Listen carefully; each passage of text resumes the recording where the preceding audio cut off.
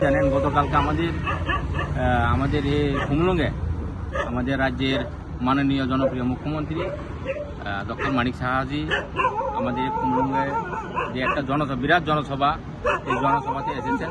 জনতা পার্টির সৈন্য হয়ে আমরা যারা এসেছেন এই জায়গাতে সবাই আনন্দ বুক করে প্রায় 113 পরিবারের 482 জন ভোটার ত্রিপুরা মতার থেকে, বিশেষ করে ত্রিপুরা মতার থেকে আমাদের পার্টিতে যোগদান করেছে।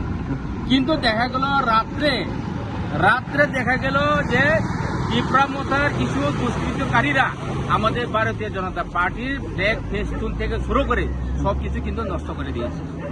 তো তার জন্য আমি বলতে চাই, যারা এসব কাজের সাথে যুক্ত তাদেরকে অবিলম্বে গ্রেপ্তার করতে হবে।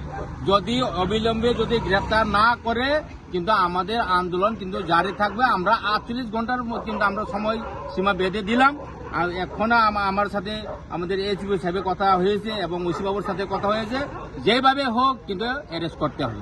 কারণ গণতন্ত্র দেশে আপনি যারে পছন্দ করবেন আপনি করেন, আমার পছন্দ মতো আমি করুন, কিন্তু আপনি যে এভাবে যে ভারতীয় জনতা পার্টির যে নষ্ট করছে আপনারা জানেন?